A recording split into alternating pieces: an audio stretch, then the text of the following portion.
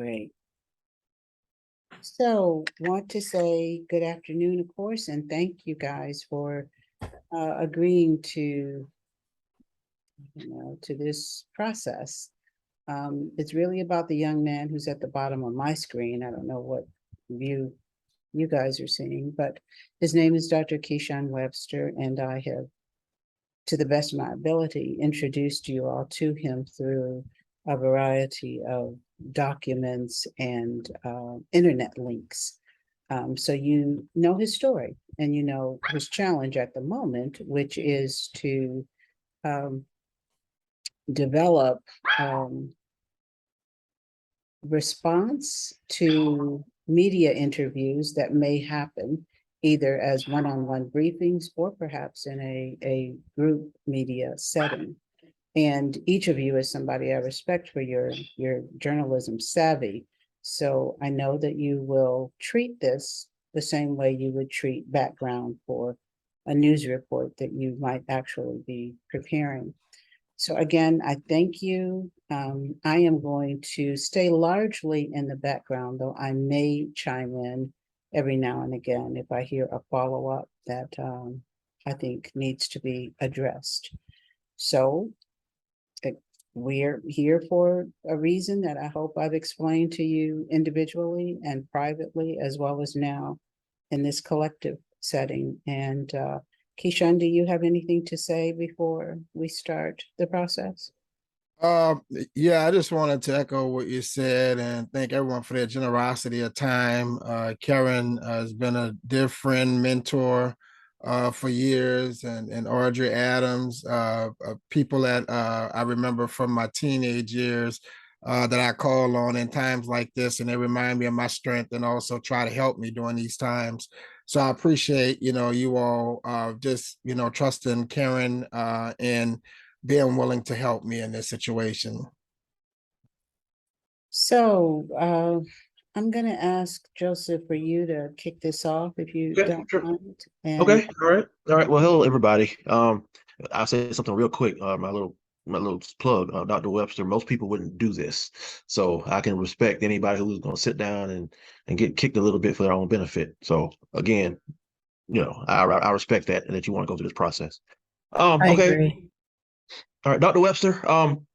Obviously we looked at your bio. You have an impressive resume, and your autobiography itself is inspirational. It talks about, you obviously you've overcome a lot of challenges to reach where you are, and you've reached back to help some of your community.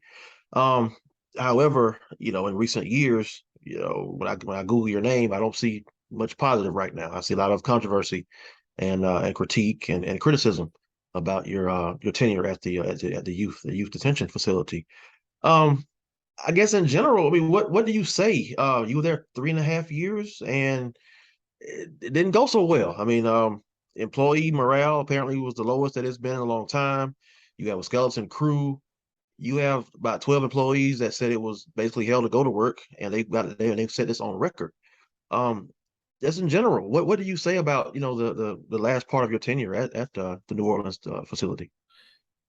Well, at the end of the day, I would focus on the data from a third-party agency that said that we met all indicators of really being able to effectively usher in a period of reforms at the facility. When I was hired by the mayor to make sweeping changes, and everyone wasn't pleased with those changes and reforms that were necessary. So I think my detractors are those who were not culturally a good fit and were not able to get with the progressive reforms that have yielded success and put that agency on a national stage and map in comparison to other juvenile facilities around the country. Um, Go ahead. Dr. Webster, getting away from the data, because everybody can read data, and it's obvious that juvenile facilities are challenged in a number of areas, and you were aware of that if you did your research before taking the position. If you just back up off the data, why didn't it work? Why were people dissatisfied? And then you were also accused of not being at work. So, what was your plan going in? And what parts of those plan did you implement? Well, we implemented all of the plan, and I believe the people who are saying it didn't work are people who are no longer employed at the facility, because when the staff who are currently there are surveyed, our data shows something different. So I don't know what morale surveys the media has taken, but we actually have surveys that were taken annually, and those surveys are public documents, and it shows that staff were happy with the changes. They felt safer about coming to work. We reduced the level of violent incidents. That was also one of the reasons why people did not want to work there. So all of those things were flattened under my tenure, from 30 incidents a month where staff would be violently harmed or attacked by youth, and sometimes the reverse, the staff using inappropriate methods to restrain youth. All of those things came to a real halt under my administration, and we lowered it from 30 incidents a month to 0 a month because of some of the reforms that I ushered in under my leadership. Can you talk about those reforms without referring to the data? Because again, you've gone back to data, and this is, I think this is probably as much of a very personal journey, given that you did work earlier with young people. So you were obviously committed to helping young people, right? Yes. And you were personally invested. So step away from the data and talk about you in this instance. Well, part of the work that I saw in the juvenile justice system, and a major paradigm shift that was necessary, is for workers not to be afraid of young people, and to just see them as youth under surveillance, but really to build positive relationships with them, understand their trauma, and meet them where they are. And in terms of communication and interventions, when you take that approach, you get a different result from young people.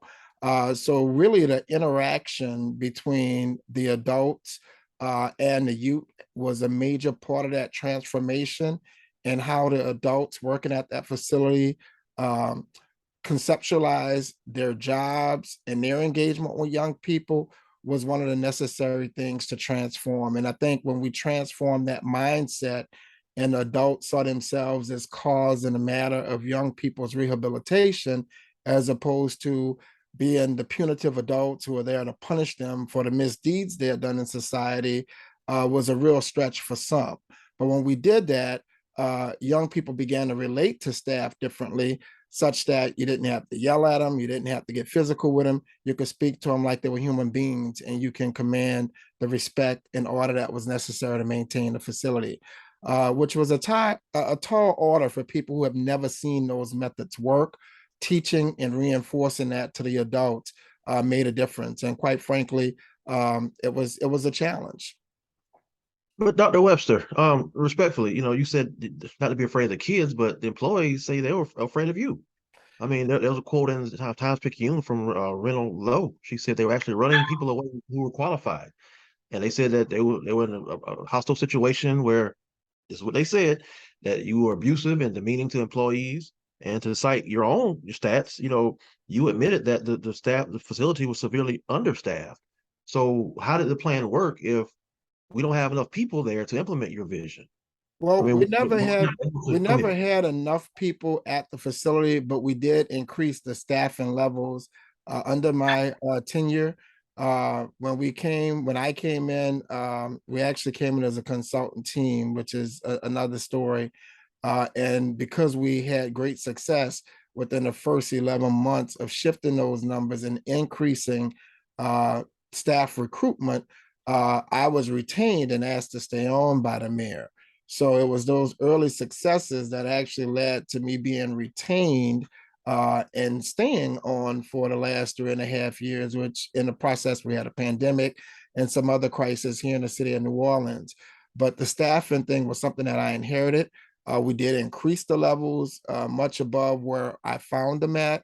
But there are several internal barriers, hurdles within the bureaucracy of city government that would slow the rate in which we could make hires down. And some of those barriers I advocated firsthand with civil service to have some rules change. We went to the CAO's office, and those conversations are documented in memos asking them to change protocols so that we could make hires faster and also relax some of the irrelevant hurdles that people had to jump over to work in our facility. But So the, I understand there's, excuse me for interrupting there. no, I please go ahead. understand there's cultural changes that you were making and bringing it to a more progressive system. But I wonder, I might have missed it, but I didn't see anybody being quoted supporting that. And I would find that unusual that there wouldn't be people on both sides. And why did the media miss that, or where are those people that could have supported your changes? Well, I think herein lies the challenge that the stories that's been published have largely been slanted towards disgruntled employees who did not appreciate the change and, quite frankly, were impacted by decisions that did not benefit them in terms of decisions that had to be made to advance the work that we did accomplish. Can you give us those though? Can you name? I think Amy, I mean, put words in your mouth. Can you give us some people who were satisfied with your new program? Well, I think LCCR, the Louisiana Center for Children's Rights, they were very impressed with the order that I brought to the facility, protecting kids' rights, ensuring their health and safety, and just that the overall humanity of young people were valued under my watch. Are there kids that came out of the system that might want to talk about how they were helped better through that new culture? Absolutely. You know, and one of the things that I remember the most is, you know, a kid who unfortunately, he was a repeat offender. And in my first few months there, I came to know that kid, and I asked him to make a promise to me that he would not ever come back to this facility. And he made that promise. And maybe about a month later, he was back. And I said, "What happened? Why are you back here?" And his story to me was, he said, "Dr. Webster, you keep us safe here. Y'all treat us well. And I know I'm loved. I don't have that in the streets." And unfortunately, you know, kids find refuge in a juvenile facility because, you know, they don't have any other place to go. But we had shifted, you know, our approach to really building trust-based relationships. So they felt a certain bond with staff.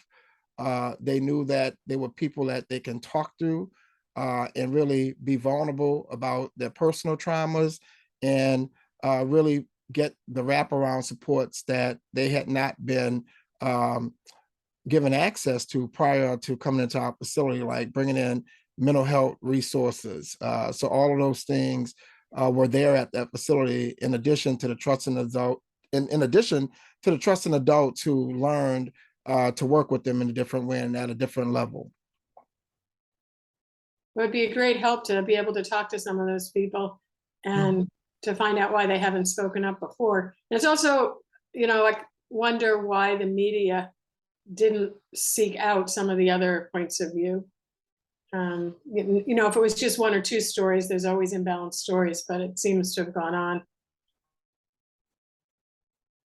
So those other points of view, I think, would be really helpful, particularly kids or mental health workers saying they saw an increase in the health of the kids.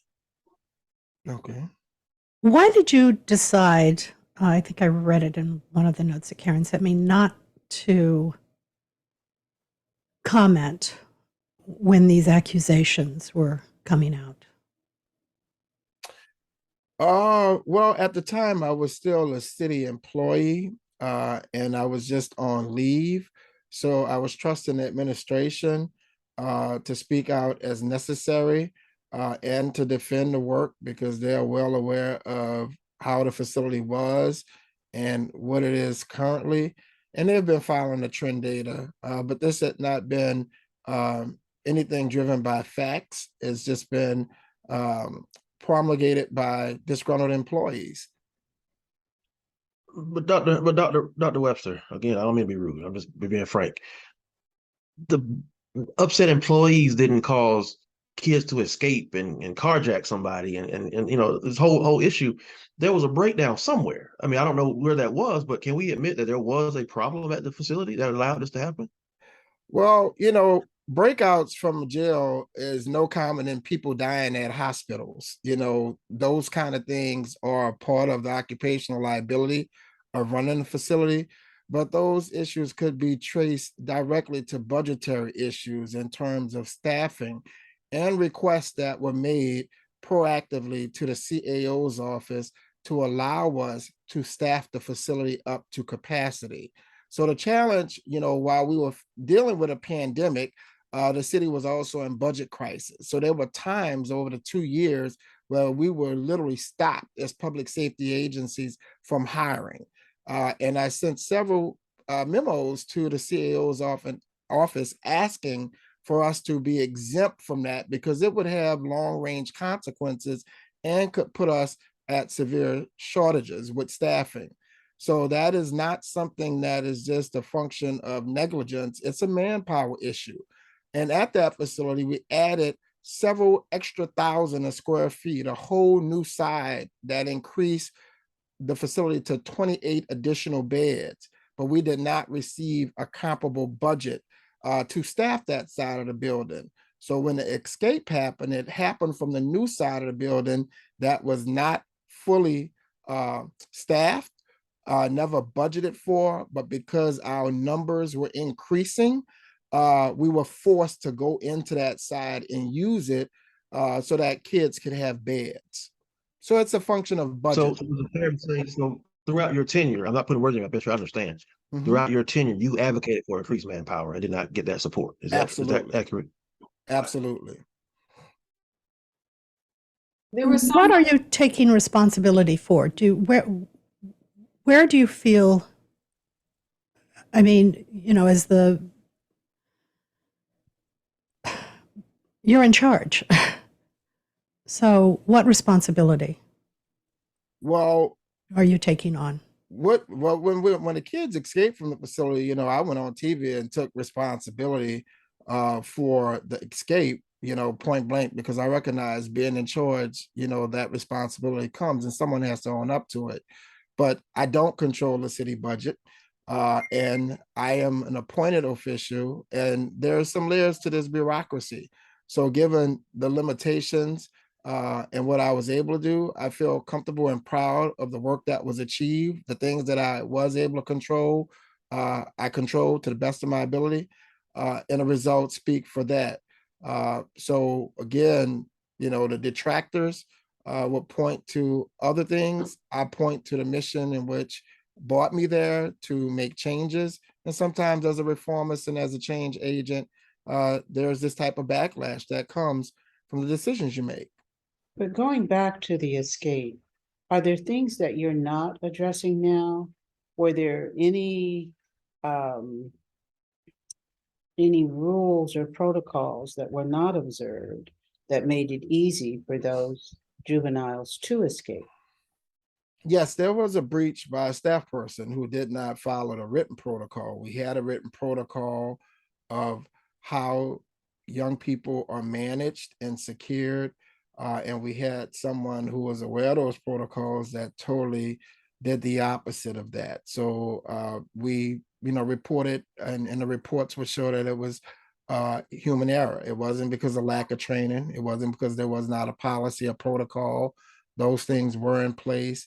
But sometimes you cannot control the human element when folks go rogue and do things that are contradictions to your written policies and protocols. So you basically fell on the sword for that employee. Absolutely. As leaders do. I did not throw that person under the bus. I took responsibility for the escape on TV. Going back to the employees, and I don't mean to harp on the employee thing, but the quotes keep saying they describe you as abusive and belittling and even using profanity toward the employees. Is any of that true? I mean, you had a mass exodus of employees. Is any of that Yeah. No, we did not have a mass exodus of employees. We did have some employees that did not meet civil service guidelines, some that were purposefully terminated, and others who get terminated because of the regulatory requirements. Running a facility like that, there are state rules, there are things that are non-permissible that you just can't do, and state regulations, unlike city rules, say that you have to terminate employees. So the bar is much higher when you run a facility like that because you're dealing with a vulnerable population. So the numbers could be skewed, but at the end of the day, my job was to focus on the children. And while we need a workforce, sometimes you don't have the right people to bring the right culture and to bring the right level of service to children. And that was my focus. I apologize for any adults I might have upset or made angry, but my focus was our children. But was there anything you could have done differently? I mean, I'm not calling you a bully. They did. Was your management style lacking in some ways? I'm asking. I'm not saying it was, but was it? Well, I believe, unlike any other establishment, um, it's not like managing a retail store or food service business. It's managing a jail. And when you manage a jail, there's a jail culture. There's also a paramilitaristic culture inside of jails. So my management philosophy, I think, is pretty consistent with most that have had the experience of running a jail. It's firm, fair, not too friendly. And firm and fair, meaning, hey, the rules are the rules. And clearly that facility had not been doing things correctly, because it would have been there wouldn't have been no need for a turnaround consultant to come in. All right. And with that, when you're bringing in change, it requires constant reinforcement, constant reminders of the adults who are there. We're not going to do this. This is how it's going to be done. And I was always present to reinforce. To change a facility like that, you have to be present, you have to be on site, you have to inspect what you expect. And that is part of my management style. So it was a bit of in your face, inspecting what I expect, and having a tall order to push towards excellence in the facility. So I admit, and I'm unapologetic about it, that I do believe in stretching people. And when I say stretching people, I mean that in the best um, way from a human development standpoint, that sometimes, we settle for average and mediocrity. But I was brought there to bring a level of excellence to operation and meeting a tall order of progressive reforms that had not reached that facility. And I believe we achieved that by national standards. And while, I've endured from the backlash, I'm still unapologetic about making conditions better for children at that facility. So we can argue with a lot of things, but at the end of the day, since we are a data-driven society, I go back to the data because it's the one thing that demonstrates results beyond what the naysayers are putting out. Your naysayers have also alleged that you rarely came to work. Well, my naysayers were not my supervisors, and they did not see the 24-hour, 7-day-a-week commitment that I signed on to.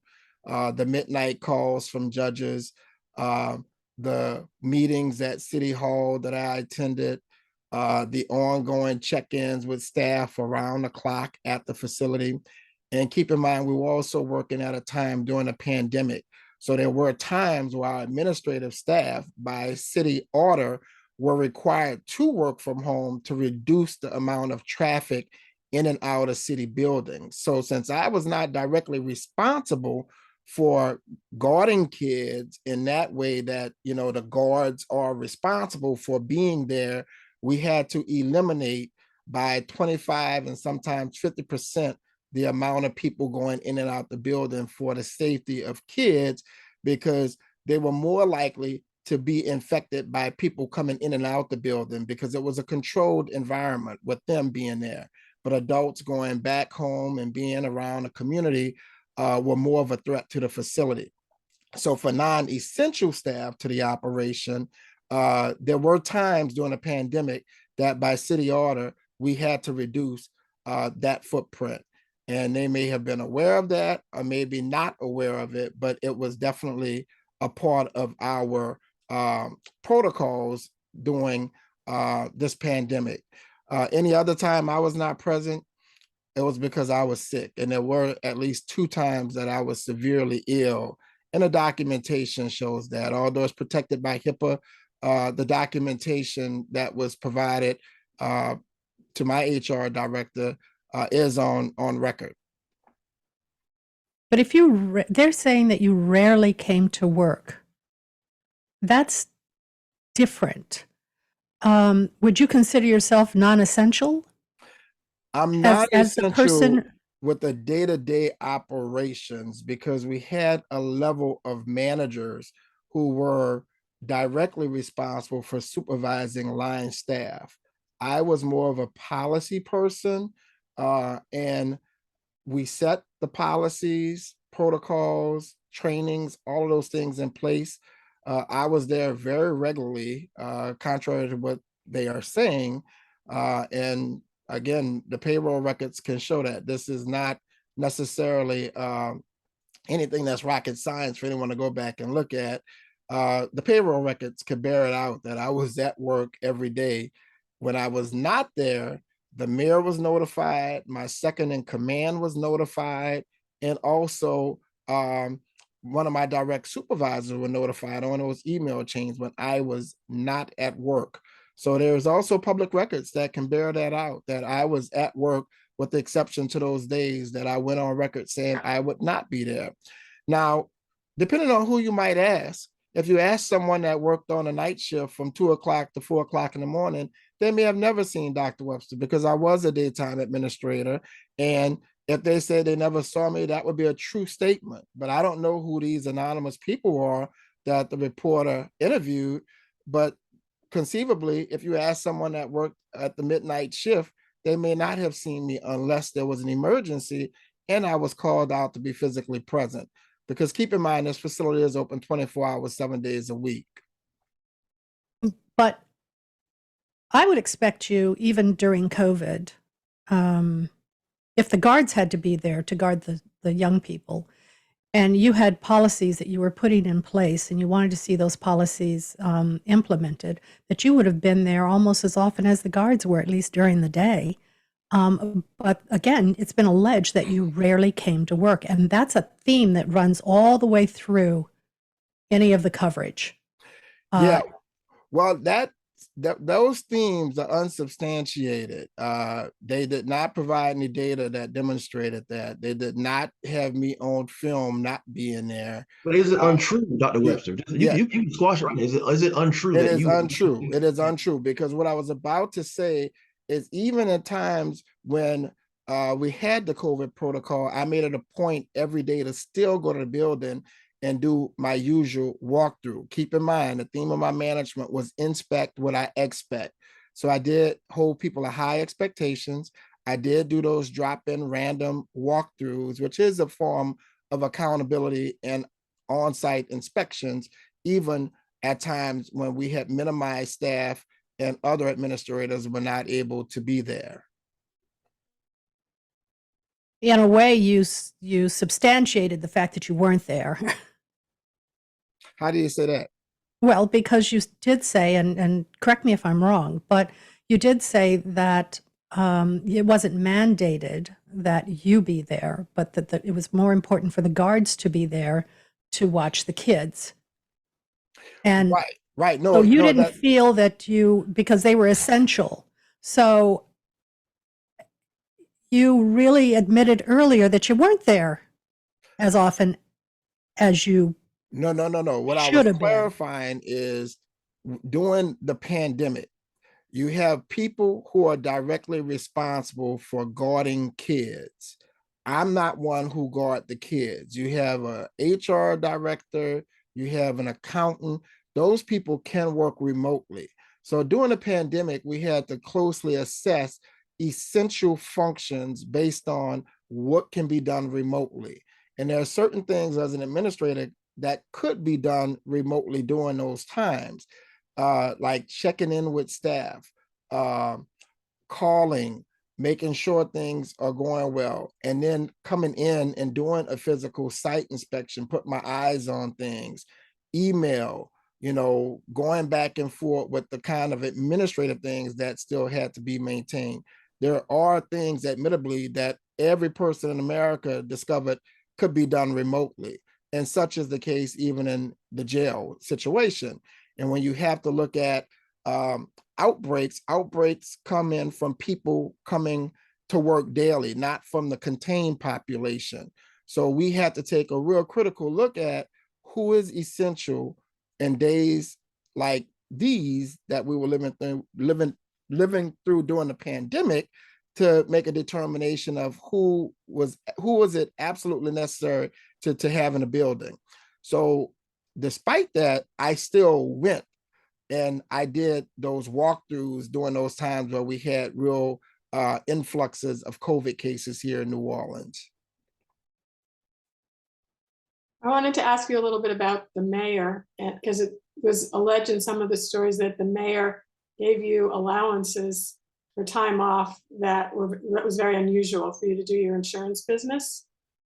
And at least one reporter I heard was saying that that's really unusual for the mayor, especially during a time of staffing needs. And then there was some letter. Was it the mayor who wrote the letter that never got delivered, and nobody's sure why the letter wasn't delivered?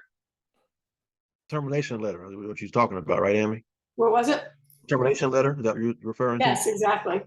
And so it just seems like there was the intimation, and maybe even more than an intimation, is that there was some sort of special relationship there, or some reason you got to stay on when people weren't satisfied, or you were getting special privileges. Did you have any special relationship with the mayor? What convinced him to let you have those 5 hours off? Do you think those are Well, it wasn't about 5 hours off. When I was hired, I didn't exactly come looking for the job. I was hired because of my skill and ability and the mayor's belief in my commitment to young people. And in doing that, she had, admittedly, that was one of the hardest jobs that, the city council and others went on record saying was a part of her job. Running that facility and given a condition she inherited it in. And with that, I was an entrepreneur before I went on to accept this turnaround project. And then at which time the mayor, because of the positive results and seeing the shift in numbers and culture, really pleased the mayor. She asked me to stay on, knowing that it would be a sacrifice for me to let my businesses go by the wayside. And I had to disclose that I had these businesses. So we went on record saying that I had the business, which is a part of the ethics protocol. So we did the right thing. And they asked me how much time would I still have to dedicate to the business. And I estimated about 5 hours. Now, the city job only obligated me to 35 hours a week. But above and beyond 35 hours, I would easily put in 40, 50 hours a week. But as an entrepreneur for a business I own, I would figure out how to make the time if I needed to check in with my staff, because I was the owner, not the operator of the business. So it required a minimum amount of time for me to be involved. But I just wanted to be very honest and disclose that, hey, I had this business by ethic law and rule. It's not illegal for you to have a business or have secondary income while you're working in city government. That's not against the rules. So we did the right thing, and we did it the right way by disclosing it up front. What about the letter Amy alluded to? I mean, it was leaked, I guess, and I saw things quoted in it. Did you know that the mayor was the mayor dissatisfied with you, or did you know about this letter that she was going to deliver to you? What do you know about this termination letter that was never delivered? I was just as surprised by it as everyone else who might have saw it on TV, but there was never any talk about me being terminated. As a matter of fact, in accepting responsibility for the escape, we actually had a debriefing about a week after the escape. And at that meeting, I went in and the entire public safety team was present. And I went in and I was thankful for all the work that they put in to help us to recover those young people back into our custody. But the second thing out of my mouth was offering my resignation, knowing that, you know, if this was to become a distraction to the mayor, that I serve at her pleasure. And she didn't have to terminate me, that if she wanted to, at that moment, I offered my resignation before that group. And she rebutted that. And she said, nah, we're not going to do that, Dr. Webster. We don't want you to resign.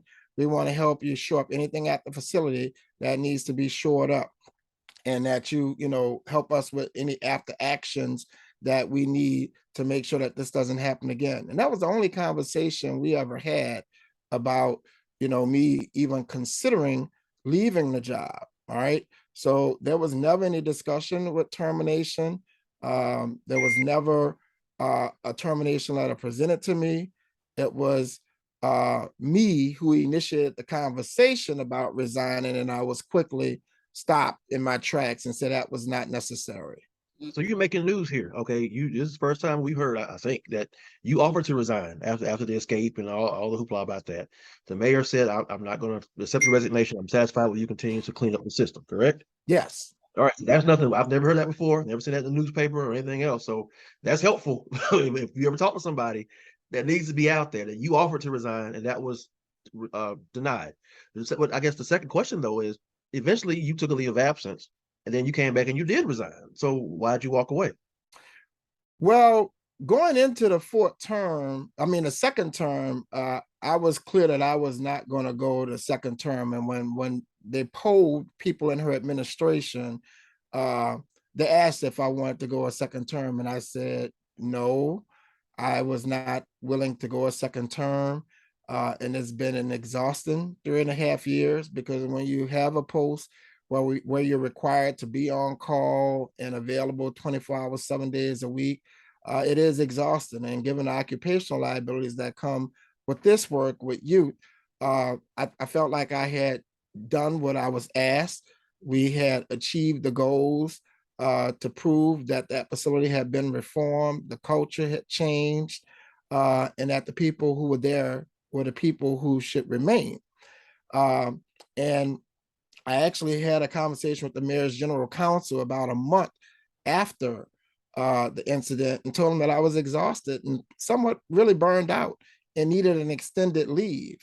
And he recognized I had never taken an extended leave other than the time I was sick. You know, you have very short vacations when you're in this kind of a situation. You might cluster your vacation to a weekend.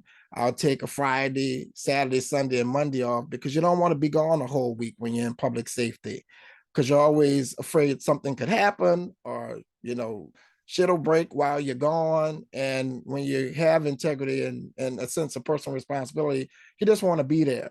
So with that being said, I never had a long extended break, and just felt my body needing it. And I talked to the mayor's general counsel, made him aware, and he told me, you know, they understood, they recognized it, take it, you know, whenever you want. And he asked me how long did he think that I would be able to hang on. I said, maybe about 90 days. And he said, the mayor was hoping you would stay around at least 6 months to a year. That was what he said to me. And I said, I don't think I could do 6 months to a year. I give 90 days, but then I really am going to have to plan my separation.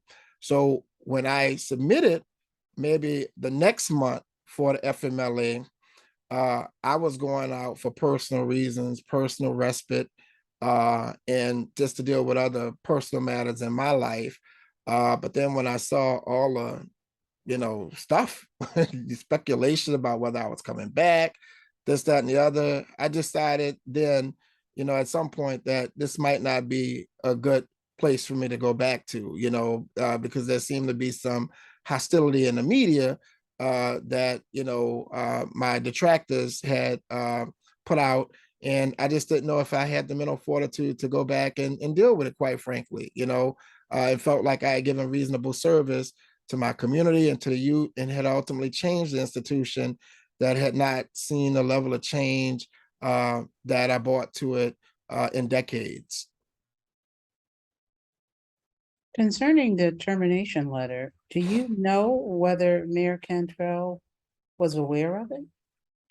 I couldn't even begin to speculate that, but I mean, if I had to speculate, maybe someone else in administration thought that the escape warranted my termination, and maybe she felt otherwise, because in that meeting that happened a week after, if that letter existed then, she could have just handed it to me. So I don't know what the reasoning was behind it, or who felt otherwise, but maybe it was premature before there was any fact finding, because like I said, we didn't debrief that incident and the facts until a week later. So if you notice, the date on the letter was the 13th, the day after. So maybe someone prematurely felt like it shouldn't have happened on my watch and had made a unilateral decision that I should be terminated without having their facts together.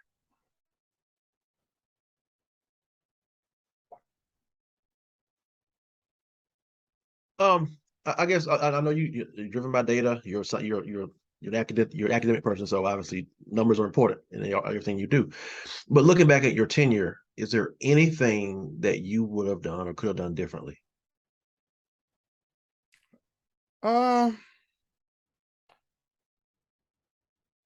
Quite frankly, no.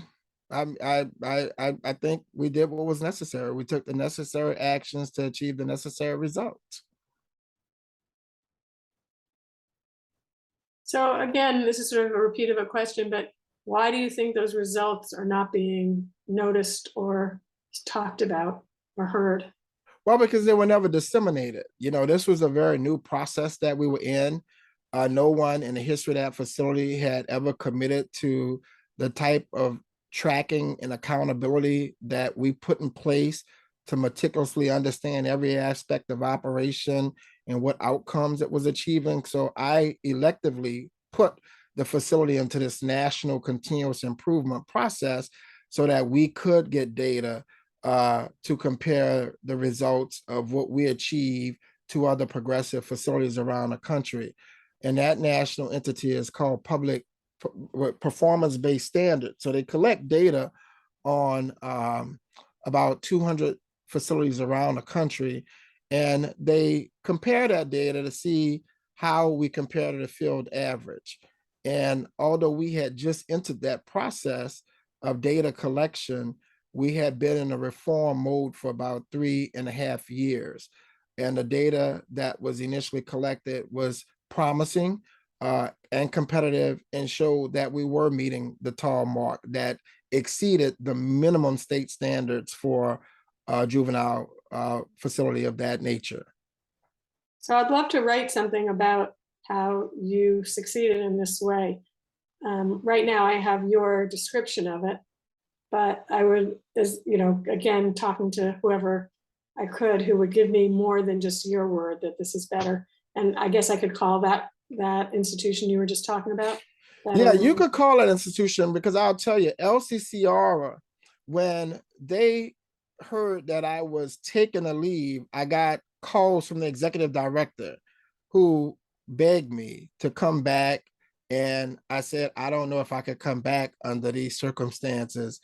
And I said, but all the things that you said about how well you appreciated me and the work and how the facility had never been run so well, because they were a very contentious group. They were always fighting the city, suing the city. But for the 3.5 years I was there, I really quieted a lot of the activism, because it was really about bringing humanitarian conditions to that facility. And they were pleased, very pleased.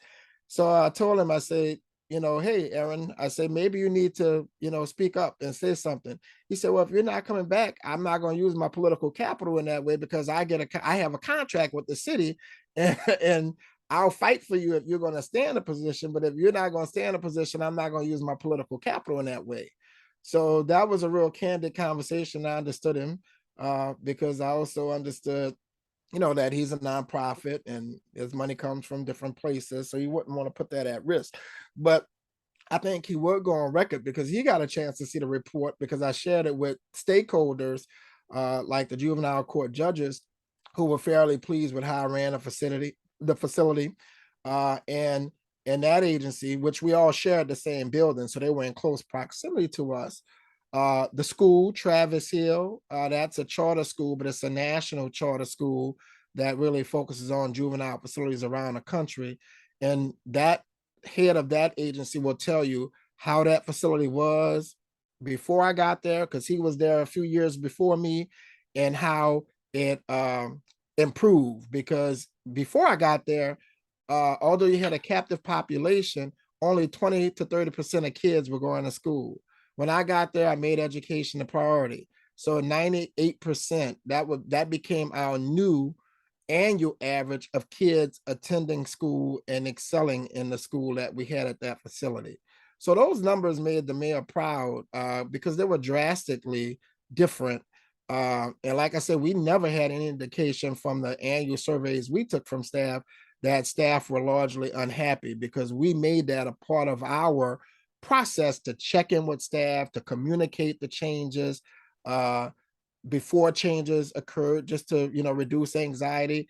And the majority of those staff who were there, who participated voluntarily in those surveys anonymously, were pleased with the changes and felt better about working there, and also said that they would recruit family members, others, that they would, try to recruit, which is also, I guess, an indicator that people felt good about working at that facility. So a lot of this just kind of came out of the blue, and I think it was a story that gained steam after the escape. It's kind of when this investigative reporter started, and this also vendettas with the mayor, and I see myself as maybe a pawn in the process, but it was not a bad situation up until now. But I absolutely loved my job. Anybody who know I love working with children, so it never felt like a day of work for me. So for those reporters who trace your history back 10 years to Operation Reach and cite the end of that organization as an example of your administrative, what they might characterize as incompetence, their word, not mine, what do you say?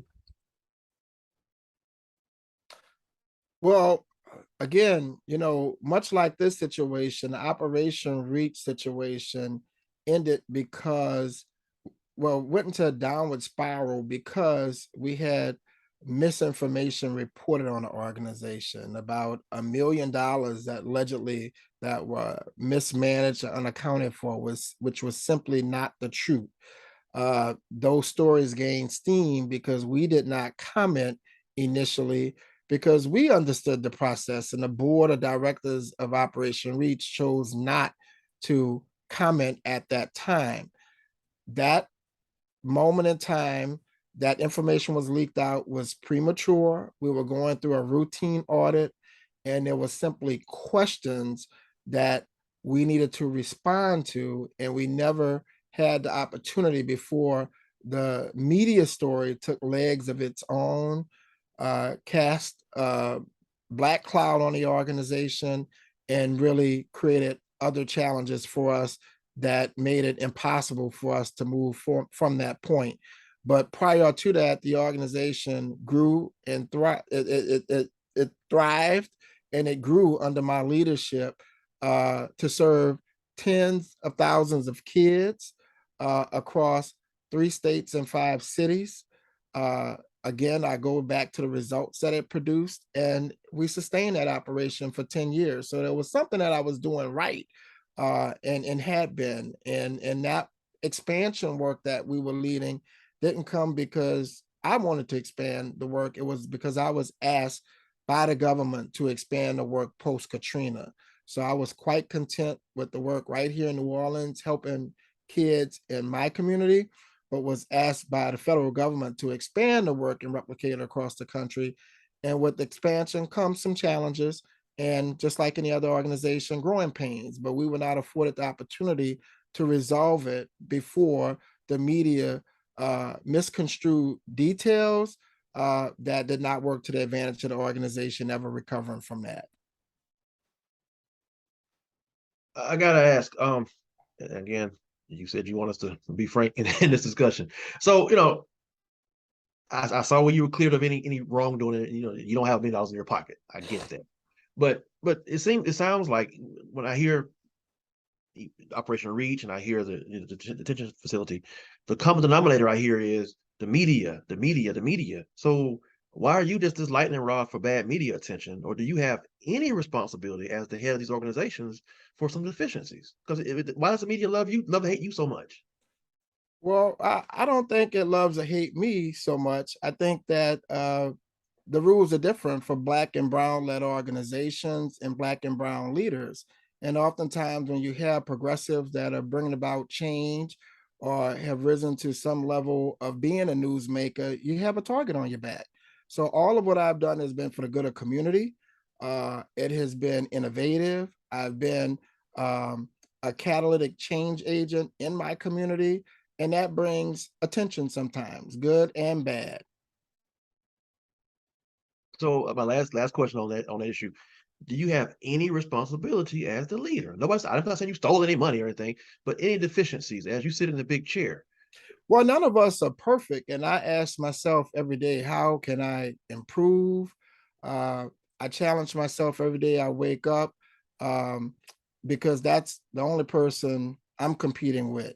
And I would always tell my staff, I'm the most imperfect person that you can meet. And I never require perfection of any of my staff, but that we would be in this together, that we would always be examining ourselves and stretching ourselves to be better versions of ourselves in the work that we do and what we bring to our community. And I have my own unrelenting values about doing quality work, excellent work. And I think the fact that I was asked to expand my work by the federal government after existing for a number of years represent that. And after going through a ton of investigations, there were no wrongdoings, no findings. How many people could undergo the kind of scrutiny I went through and they find nothing wrong, which is also an indication that we ran a very tight ship. We were fiscally responsible and every dime was accounted for, because if it was not, I would not be a free man today. So I operate in the spirit of excellence in all of what I do. And at the end of the day, I will push my staff to the high order of trying to do things at a level of excellency. If I may, I'm sorry, but you still didn't answer the question. And I think that that's something that I think that we all have to know where our shortcomings are. And I asked you earlier on about if you bore any responsibility, and if so. And the question has been asked a number of times throughout this conversation, and you've never really answered it. So I don't know, just give that some thought. Well, I would say this to you, sometimes we're asked the question of what responsibility we take. Maybe I should have spoken out sooner. Maybe, I should have commented on what was happening sooner. Maybe I shouldn't have been the fall guy and just allowed these things to happen to me. And I just sit back quietly and watch, but just really coming out with the facts. But, I've tried to follow the protocols of the city of New Orleans and not speaking out on these issues. When it happened to me in Operation Reach, I did the same. But what I'm not going to do is have the false, create a false apology for something that I did, because there was nothing I did. I did what I was asked to do, and I did it in decency and order. And sometimes those things just don't go over well with others. I mean, I can't control the media. I can't control people's opinions, but what I can control is the outcomes that I was asked to create in the organization. Beyond that, I'm not going to be everyone's favorite. Sometimes people like their boss, sometimes they don't. I can't apologize for that. So there's nothing that I am going to apologize for in good faith, because I did what I was asked to do. I followed the rules and I handled business at the jail facility and what Operation Reach had ultimately become. And in the end, I produced a lot of people who are doing great things across this country. Now you answered the question. There he did, right? Yeah, there you Yeah, go. now you answered the question. Yeah, because I was looking at Amy, I was looking at Joseph, I said, okay, he's doing it. Keep going. See, I answered it. Listen, Dr. Westwood, this is, if I could not sit through this, but God bless, I would be in tears if I were you. And that's honest. I would You be, cussed at us they'd or be anything. some You haven't big cussed old, at us. baby, they'd be some big old crocodile tears. I'd be snotting and snorting and all kinds of stuff. So, um, I just have one other question I'd like to ask, and that is, tell us what happened. Take 2 minutes and just tell us in your words what happened. When? With the JICC and when why all of these allegations are coming out and what happened. There was the breakout. The media started, but they had sort of kind of been after you before that. They'd been sort of laying in wait for something, right? Well, But yeah. what happened? So, in your words? about a year ago, there was, when I launched the paid family leave product that I created, that had launched in 31 states, providing paid family leave, and it was picked up and commercialized by Nationwide Insurance Company. There was an activist group that called the city of New Orleans, that actually has like a little radio broadcast, and they tried to talk to the city mayor's office, myself on open mic while they were on air, asking how could Dr. Webster run JJIC and have this national insurance company, and no one would talk to him. And they also called the city attorney's office, and the city attorney at the time laughed at it. She thought it was laughable that they would ask that because they already knew what I had going on before they asked me to come on board. But what made it laughable for her is because as the city attorney, she is also in the trenches with me at midnight and at 1 o'clock, 2 o'clock in the morning when we're on the phone with the duty judges and talking to the police chief, and we have high profile cases or things happening at the waking hours. And we have to resolve these things through phone conferences at nighttime. So she looked at me and she said, Dr. Webster, these people are alleging you don't come to work. They should ask me. She said, I'd be the first one to vouch for you, that you are one of the hardest working men in this administration. And they thought nothing of it. So the OIG, Office of Inspector General, maybe weeks later followed through with making an inquiry into my work status and schedule. And the city attorney wrote a few letters trying to like just get rid of them because it was unnecessary and uncalled for. And she had really kind of stalled them and didn't want to take any attention away from what I was doing at the time. So we kind of knew about this a year ago, but then it kind of gained steam when I left and went on the FMLA. And I think that coupled with the escape, it was just ripe for a story or speculation. Was I coming back? Was I fired? All of this other stuff. And the other thing that changed, to answer your question, is we had a new council that was seated in January, and they were more vitriolic towards this mayor. And they came for her with a vengeance and wanting to kind of take down folks in her administration to discredit her. So I'm not the only one that's been under fire. They've been kind of picking all of us off, but particularly the 3 Black males who have influential roles in the criminal justice system, me, the police chief, and a district attorney, had all come under fire. The the DA, he just came off trial, which he was acquitted of 10 counts. The police chief, the business community has been lining up trying to get her to fire him for months. So it's just been a lot of public pressure and vitriolic energy, from promulgated by this new council. Well, it's coming up on last call for alcohol. So, I think have a drink on me, Kyshun. My final words would just be, as a reporter, media person, I tend to think most media people really do want to tell the fair story. And I know that might be naive, and I work for smaller press, not big corporate press. But I tend, and as a media person, I'm kind of defensive about other media people. Like, I think it's really easy to blame the media. So, and I say, I really, want to tell your side of the story. I think you have a, good point. I'm interested in the progress that you made there, but it's not going to be enough for me to write that story. I can hear how it sounds on the other side if I write the story just telling your side without anything to back it up. So that's why I kept asking about other people and who else I could talk to and why their story hasn't come out. Because even if I totally believe, and of course as a journalist, I'm not supposed to believe one side or the other anyway, but I really want to tell tell it fairly, and I think you have a good story. I don't think you're just telling your side is going to be enough. And I think there has to be other people out there. And I'm going to be defensive about other media being attacked. Yeah, well, they are the people that would tell the story. They're former employees who worked for me, who knew what I was doing, what we got accomplished. And like I said, if you're interested in writing a story, I could definitely give you to those people, turn those names over.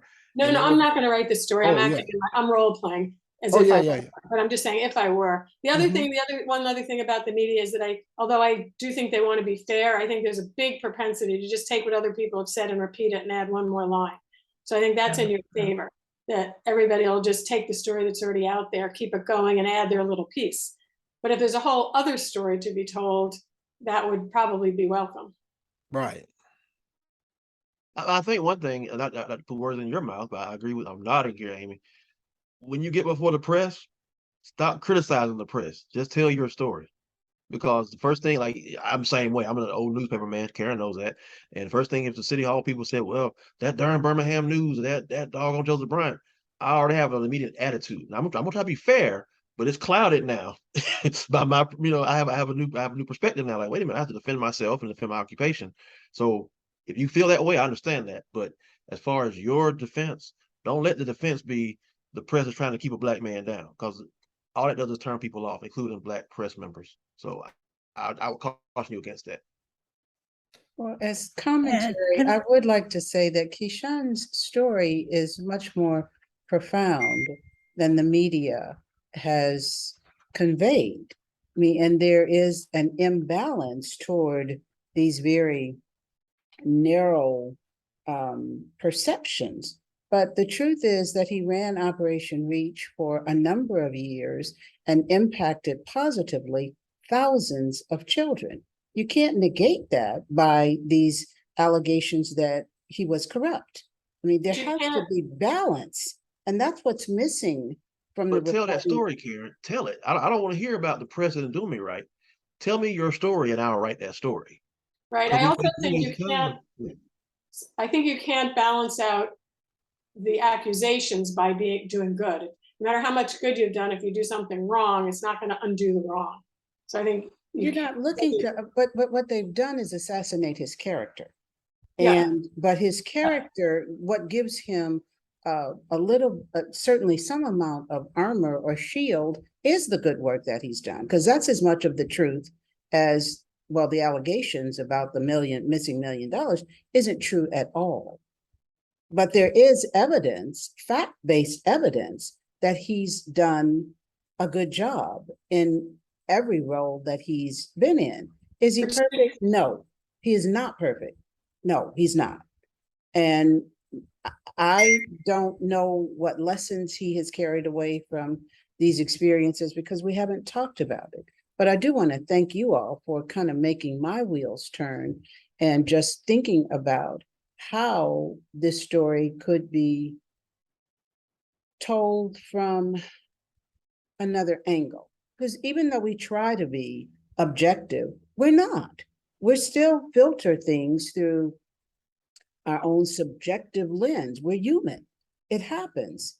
So I just, yeah, and I'm going to confess I'm biased toward Kyshun. That's the reason you all were convened for this session, because my bias told me to help him get better at his media responses.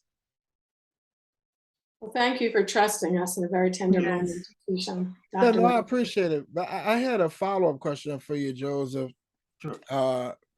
Because I mean, as a black man speaking to another black man and just dealing with the experiences I've seen, and it might be a little bit more of a different culture here in New Orleans, but that's the reality that I have lived with, in recent years in terms of dealing with these situations.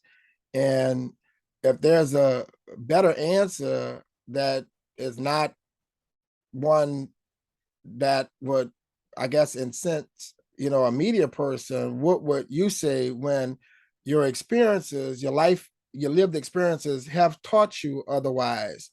Because again, when I look back over my life, the day before was a sunny day until somebody come out with a lie or accusation, and you get treated differently in the media. Like if you go back to any of the stuff that was written in that Operation Reach about my exorbitant salary, I made $130,000 for a black man with a PhD, a $3 million budget, running a facility that's reaching 10,000 kids, network with 54 agencies, compared to my counterpart, a white man who ran an agency right up the street from me, had not even opened the doors to his facility yet, was making 250,000 and had a car allowance. A white woman who ran a school that served maybe 1,000 kids and made 400,000, one of the highest paid principals in our city. Why was my salary of 130,000 labeled exorbitant? Is that for a black person or a black leader? Because there are differences between brown and black led organizations and how funding comes.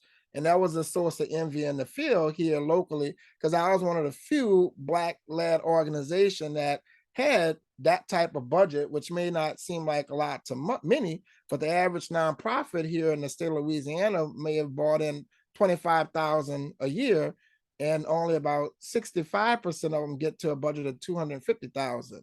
So we owned real estate, we had biodiesel, we were doing green stuff before Van Jones became a household name. Matter of fact, he called me as an example to hold up to America. What does the green economy look like? Because I was doing it 13 years ago, when he was trying to make it popular. So I'm just saying, with that, how do you deal with that? Because I didn't think $130,000 was exorbitant. I didn't think having a $10,000 or $12,000 living allowance was exorbitant. It was what I negotiated, what my board agreed to. What I'll say with that is, Mm-hmm. and I know if you feel like you treat unfairly, that's fine. You walk, you're free to feel that way. I get that. I'm just saying, in order to get your story out, Mm-hmm. you don't want to, first thing you do is insult the person whose filter you got to tell your story through. That's all I'm saying. As soon as you say, I'm being honest as a reporter, and I'm in Birmingham. That's Los Furnaces in Birmingham. So I cover Birmingham government, which is it's 85% black. Karen remembers this. And if you just said, you're a black, and I've been attacked. You're a black man trying to hurt another black man. All that did, frankly, was piss me off. I'm just being honest, okay? Because it's like, well, you know what? Now you're not treating me fairly, because I'm the filter in which I'm trying to convey your story. But now I have my defenses up already, because you're saying the media and the press. So now I have an attitude. I'm being frank about it. But if you come to me and say, you know what, Joseph, I want to tell my story. Let me give you a complete picture of what's going on. Let me give you my story. Okay, Dr. Webster, I'm gonna sit down with you. We're gonna talk, and I'll probably give you a little extra. But as soon as you start talking about the press and the media, my nerves are already tight. So you might feel that way, and it may be true. I don't know. But strategically speaking, don't come at the press when you want the press to convey your story, because they are the vehicle in which you can tell your story. Just tell your story.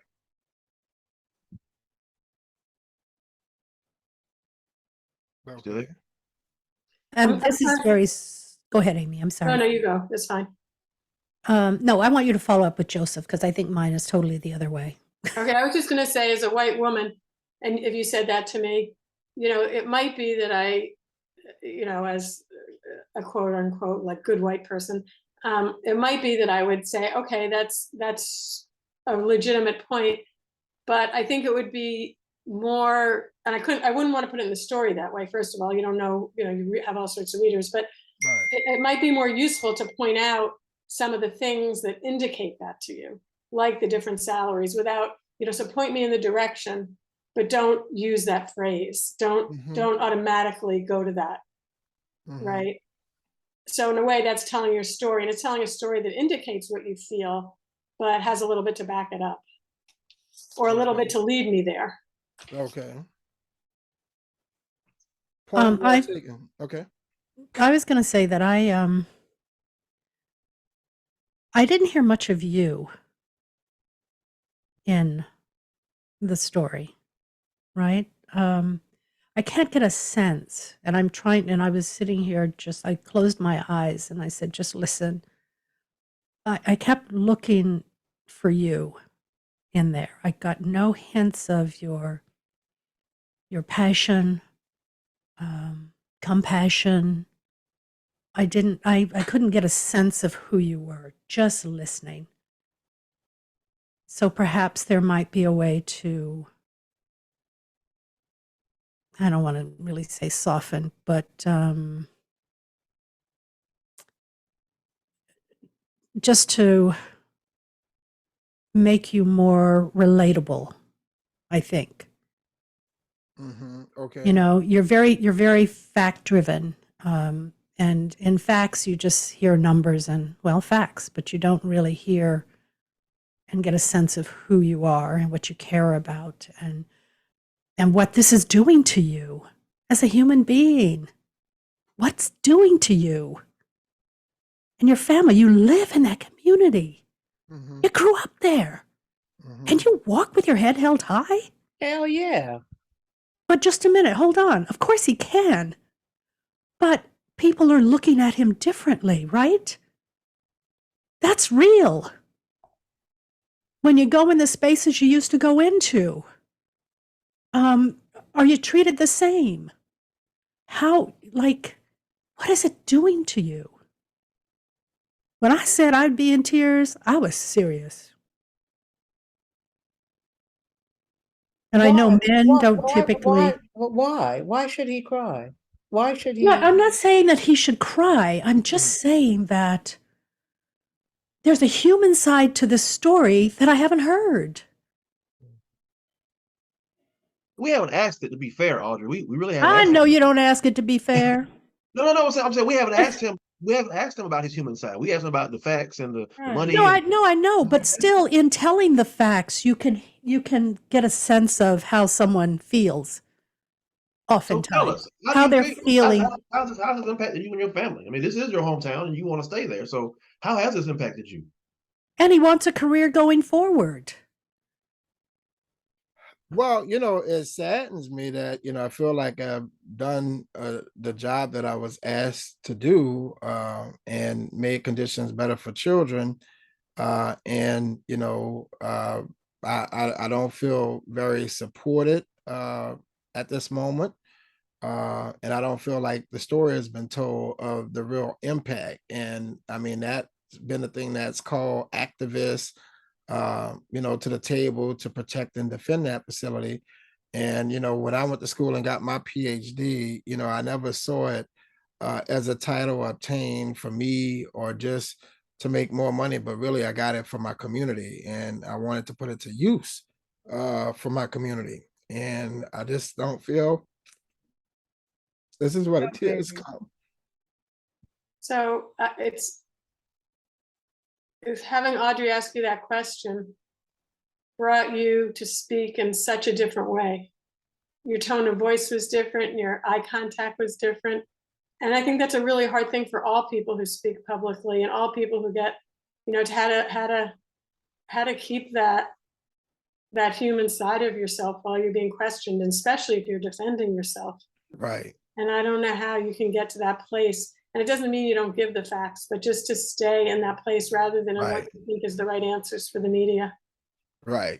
You just said, and if I wrote a story, one of my leads might be that, I'll phrase it the right way, but your PhD was for your community.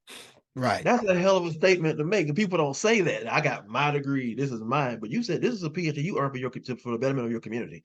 That is the humanity that's going to have to take to people understand you're not just some dudes in the shadow with these scandals and blah blah blah blah.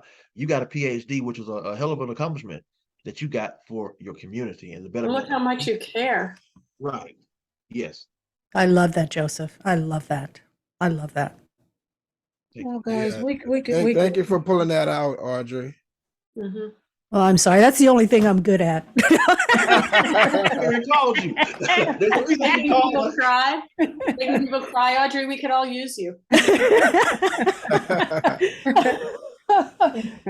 It's just not, yeah, I'm sorry. I know what we were talking about, you know, the facts and all these other allegations and things that had come out, but he's still a man, a human with feelings who's going through something really tough right now in the city that he calls home after providing what he felt was good service. We could do this for hours and hours, to quote a popular Now I want to song. go all drink together. I would love to do that. Yeah, that'd be great. It really would, but we're gonna have to bring this to a close. So Kyshun, do you want to say anything in closing? Well, thank you all again for this. This was very tough exercise, and Karen warned me, but you know, hopefully, you know, I did okay by you all standards. But the advice that you've given me, I definitely take it to heart and incorporate it as we, you know, go through this next difficult stage of talking to reporters in a less controlled situation. So thank you for this rehearsal. It'll make me better. You're welcome. Thank you, Karen, for asking me to participate. No, thank each of you. You're all special to me, and you all know it. So I don't really have to say it. I hope I don't have to say it. I hope our years of You've already friendship. said it. We've been friends for so many years. You all. And you're going to make it, Kyshun. It's going to be, you know, Oh, you are. it's not easy, but you're going to make it. Yeah, Yeah, no, he is. absolutely. He's got a divine purpose, and it's so much bigger than this. So this is just going to toughen him up. And you got your PhD for your community. Yeah. Thanks, guys. Take care. Thank you. Wonderful to see you, Amy. Good to meet you, Joseph. Bye-bye. Thank you. Bye bye. Bye-bye.